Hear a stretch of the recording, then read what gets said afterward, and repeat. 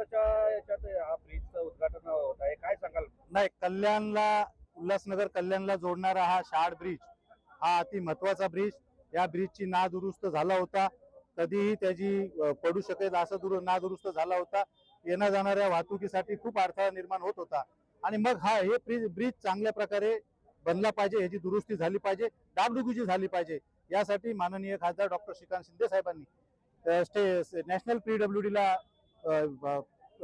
संपर्क केला, त्यांच्याशी चर्चा केली, कसा करता येईल, काय करता येईल, त्या पद्धतीने हे काम सुरू झालं आणि 23 तारखेला हा पूल लोकांच्या येण्या जाण्यासाठी सुरू होईल अशी डेडलाईन दिली गेली आणि त्यानंतर या पुलाचं काम सुरू झालं. मधीत आम्ही येऊन या पुलाची पाहणी केली, या पुलाचं काम व्यवस्थितरित्या चाललंय की नाही चाललंय ती पाहणी केली. काम चांगलं झालेलं आहे. 3 वर्षाची त्यांनी या ब्रिजला 3 वर्ष काय होणार नाही, कमीत कमी 3 वर्ष हे काम चांगलं राहील अशी गॅरंटी दिलेली आहे आणि या काम झाल्यानंतर याचं लोक अर्पण सोहळा करण्याचा प्रयत्न कोणीतरी करण्याची घोषणा केली.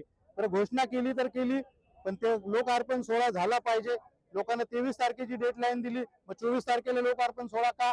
मग त्यानंतरही ज्यांनी काम केलं त्यांच्या कामाचं श्रेय आपण दुसऱ्याच्या कामाचं श्रेय घ्यायचा प्रयत्न या ठिकाणी भारतीय जनता पार्टीचे आमदार कुमार आयलानी करताना दिसत होते आणि म्हणून त्यांना कळालं की आज आम्ही उद्घाटन करणार आहोत, लोकांसाठी हा ब्रिज ओपन करणार आहोत, खुला करणार आहोत येण्या जाण्यासाठी. त्यांनी लगेच आज आमच्या अगोदर येऊन उद्घाटन केलं. मी त्यांना सांगतो की तुम्ही स्वतः काम करा, काम तुम्ही कराल तर आम्ही कधी तुमच्या कामाचं श्रेय घेणार नाही, पण आमच्या खासदारांनी केलेल्या कामाचं श्रेय तुम्ही घेताय. खासदारांच्या बॅनरवर फोटो टाकत नाही, लोक अर्पण सोहळा करताना खासदारांना बोलवत नाही, ही बाब